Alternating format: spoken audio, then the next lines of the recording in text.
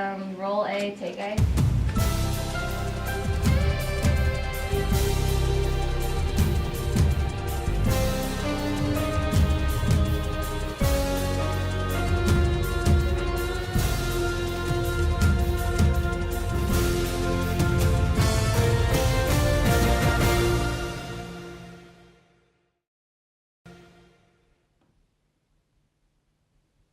Hello, and thanks for joining us for this edition of the Newsfeed. I'm Monica Becerra. And I'm Remy Cox. Virginia Tech's Corps of Cadets celebrates and commemorates another year's Veterans Day. Veterans Day passed on Sunday, November 11th of this year. Remembrance ceremonies and ceremonial wreath layings were prominent and featured military corps personnel over the weekend. 2 vigils were held in remembrance of the fallen cadets that took part in American conflicts of the past. One vigil took place by the pylons in War Memorial Court, while the other took place in the upper quad by the Rock. 2 cadets stood guard on hourly shifts for both vigils, even in the cold, wet rain.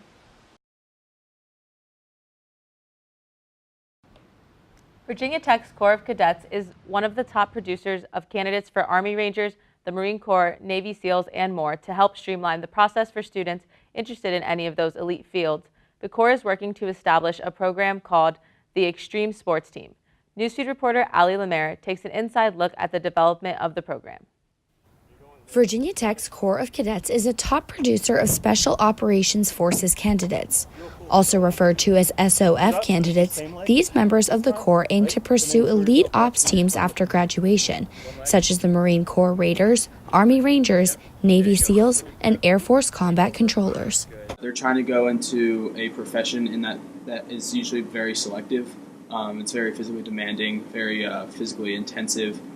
To help cultivate further successes, Virginia Tech is in the process of establishing a team with the purpose of preparing Corps of Cadets students interested in joining their branch's most elite. Not only can it help us get a selection spot, it can help us get through the actual selection process itself, which is really beneficial and really helps our numbers. One of the ways the Corps of Cadets prepares their candidates is training on a course that tests the cadets against themselves and against one another. The Corps of Cadets obstacle course, frequently referred to as the O course, features Marine Corps and U.S. Army obstacles. It's used for Virginia Tech cadets to improve their strength, stamina, and coordination. Where we start with one obstacle, run through it, and go back to the start and add one obstacle progressively. So by the end, you've done all the obstacles and you end at the rope. And so the point of that being is that you get more tired. And as you get more tired, it's harder to do the O course, so you build up that skill set because doing it under stress is going to make you better than doing it fresh. This is Ali Lemaire reporting for the Newsfeed. Plastic straws are often overlooked when considering effects of pollution. Every year, hundreds of tons of plastic trash ends up in oceans and other waterways. In 2017, 28 countries had imposed bans or restrictions on single-use plastics. The United States was not one of them. Now the country is starting to realize its impact, focusing in on the plastic straw. Newsfeed reporter Maddie Thompson joins us from the newsroom with more. Maddie?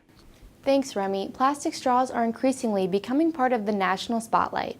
After viral videos of turtles getting the straws stuck in their noses, the public soon recognized the problem that the small pieces of trash pose to wildlife and the environment. Here in Blacksburg, businesses are recognizing it too and doing their part to eliminate waste. In October of this year, the European Union voted to approve a ban on single-use plastics in Europe in 2021. Europe has been one of the most ambitious places for plastic waste reform. The United States is slowly trying to catch up. Plastic straws have recently captured the hearts of environmental activists across the country as well as others, as they strive to get rid of the pesky garbage creators. There has been a major push for restaurants especially to do away with plastic and opt for something more sustainable, like stainless steel. And here in Blacksburg, local vendors like the ones you see behind me at the farmers market are doing their part to eliminate plastic straw waste, as well as other downtown businesses that participated in events like Sustainability Week, where some gave away metal straws to patrons. Though this may cost more upfront, many business owners are seeing the long-term benefit in switching over. The cost of this is a little higher, much higher than the plastic, but we haven't ordered any plastic, so in the long run, I think it will be cheaper for us to keep this and maintain the stainless steel one. Several restaurants in Blacksburg, like Café de Bangkok, have even signed a pledge to limit their use of plastic straws. And what the pledge does is It kind of approaches the business from two perspectives. One is environmental, but another big one is from cost-saving perspective. And basically, there are different tiers of the pledge, and the first one is just, hey, just bring people a straw if they ask for it. Jen says this is just a gateway and hopefully a conversation starter for a more sustainable Blacksburg in the future. Though experts say that getting rid of plastic straws won't completely solve the pollution problem in the United States, we are moving toward a more sustainable country. And Jen says that businesses are constantly thinking of new ways to improve their sustainability, like implementing compostable straws. It's a positive movement at the grassroots level that Jen hopes will start some national policy. I'm Maddie Thompson reporting for the Newsfeed. Back to you at the desk. With the rising popularity of streaming sites like Spotify, has college radio become obsolete? Not at Virginia Tech.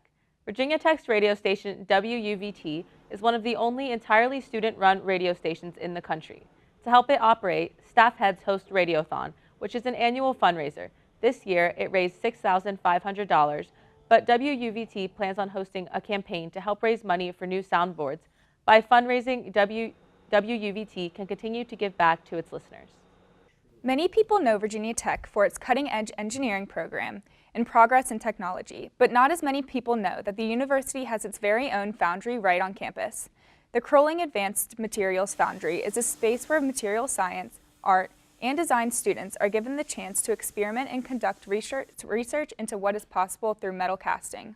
However, the foundry is not just for Virginia Tech students and alumni. They host open houses for anyone to come and test out the process of casting metal. Aside from education, members of the foundry are currently working on a lattice structure that has been impossible to build. The foundry is one of the oldest establishments at Virginia Tech.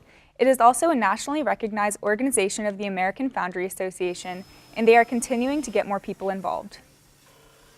Just ahead on the Newsfeed, a detailed look at the heart screening process and how one organization is administering EKGs free of cost.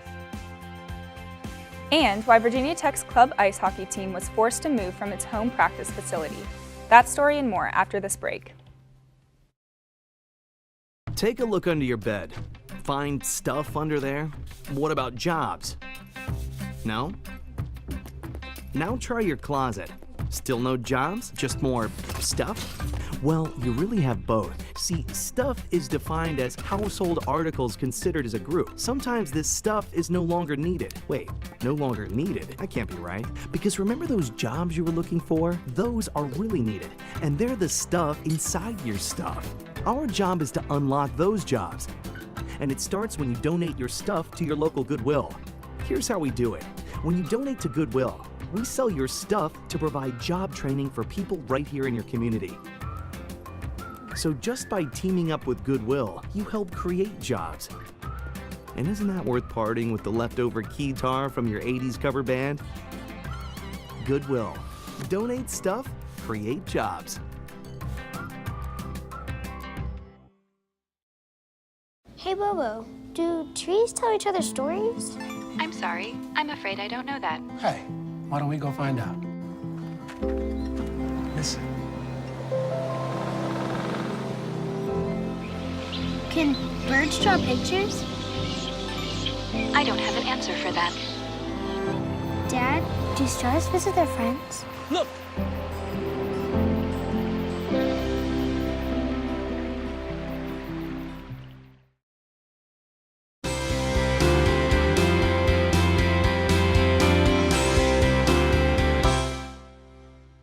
Welcome back to the Newsfeed. I'm Remy Cox. And I'm Monica Becerra. The Virginia Tech ice hockey team has moved facilities. Although the move has extended their commute, the team says they have a lot to look forward to. Newsfeed reporter Zach Perhatch has more in this next report. 15 short minutes. That's the distance between the Virginia Tech men's ice hockey's old stadium and their new one.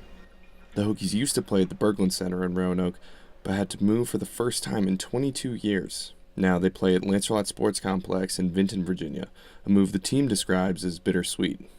Initially, everyone was a little disappointed because it is a little bit further of a commute. It's about 45 minutes from campus as opposed to our 30-minute ride last year. But we were excited to have a place that we can call home finally. Before the move, we had to transport our gear back and forth to the rink every time. Now we have our own locker room, and it's all Hokie colors and stuff like that, so it's cool to have a home. The Hokies were sharing the Berglund Center in Roanoke with other organizations, meaning they had no permanent spot to themselves. This sharing, in addition to the financial limitations and scheduling issues, led the team to seek out a new location to play. Having our own space is definitely important, not being the secondary team at the rink. While the further commute has alienated some fans, the team has seen some new faces at their games. Honestly, I think our fan base has almost changed a little bit from the communities of Roanoke to Vinton. We've gotten not a larger crowd, but almost a different crowd. Switching venues is a strenuous process, but when asked what they were most excited about at Lancerlot Sports, the team's answer was almost unanimous: their own locker rooms. Reporting for the Newsfeed, I'm Zach Perhatch. Caring for your heart can make you live longer. VT Saving Hearts Foundations recently hosted free heart screenings to promote cardiac awareness. These tests are simpler than you think. It's a 3-step process and done in a non-invasive fashion. First, a preliminary health history test is conducted, where they measure the basics. Then they use an EKG reader to measure the electrical activity of the heart. Lastly, cardiologists review the results and make suggestions. Julia Kawas, president of the VT chapter, shares why this screening is beneficial. It gets people aware of the risks and the dangers of sudden cardiac arrest. Even if they don't have something, they're a bit more aware of what's going on in the community. So if they come across someone who has gone into sudden cardiac arrest, they're more able to help with that situation. In addition to the screenings, attendees are taught quick CPR lessons and AED use to save both hearts and lives. The foundation has no charge for the procedure, but welcomes donations from members of the community. Eating healthy is one way of taking care of your heart. However, the holiday season doesn't make that an easy feat. As the holiday season approaches, many are preparing to shop, decorate, and get in the holiday spirit, while others are giving back. Blacksburg hosts several food pantries to help feed those in need year-round and during the holiday season. Interfaith Food Pantry and 209 Manna Ministries are 2 local Blacksburg pantries helping check off grocery lists for families in Blacksburg and at Virginia Tech. Vernon Simpson of Interfaith Food Pantry says the only difference for them during the holidays is that they give out turkeys for Thanksgiving. Blacksburg Health and Fitness, Blacksburg High School, and other local schools all participate in food drives this time of year to help their community. Last year, Virginia Tech's Corps of Cadets donated 9,000 cans to Interfaith during Thanksgiving. Speaking of giving back, Cancer Kids and Christmas, an organization based in Parisburg, Virginia, provides financial support to families affected by cancer. The goal is to not only raise money, but also bring the community together. Newsfeed reporter Rebecca Sutton tells us more in this next story. A local organization is making a large impact on families in the New River Valley community. After experiencing the financial impact battling cancer had on his own family and others around him, Travis Sparks decided there was something he could do to help. That just got the wheels rolling, and we actually took and started Cancer Kids and Christmas. We helped that family that year with $750. And then last year, we did 14 families at $48,000. One of their biggest fundraising events is an annual auction. Last year, we set a record to get $10,000 just out of the auction, and we went a little bit over. And this year, we're gonna try to beat that. So we always try to outdo ourselves because it's not for us, it's for all the other folks. So. Cancer Kids and Christmas have multiple events throughout the year to help raise money that they then donate to families in need right before Christmas time. However, their main event always takes place in mid-November here at the Parisburg Community Center. Here they're having auctions, selling different baked goods and different sorts of crafts so that they can help raise the final amount of money that they'll then disperse between the families in need in their community. With the community by their side, they've been able to make dreams of many kids come true. It's a big community affair, and without them, we couldn't do it. They just helped me live a dream. I say it every year. You hear younger folks or even older folks saying, I can't wait to get out of this county, but I tell you, there's no place I'd rather be. Reporting for the Newsfeed, I'm Rebecca Sutton. That will wrap up this edition of the Newsfeed. If you have a story idea for the Newsfeed, let us know. Send us an email at thenewsfeednrv@gmail.com. And as always, you can also connect with the Newsfeed on Facebook and Twitter. Thanks for watching. I'm Monica Becerra. And I'm Remy Cox.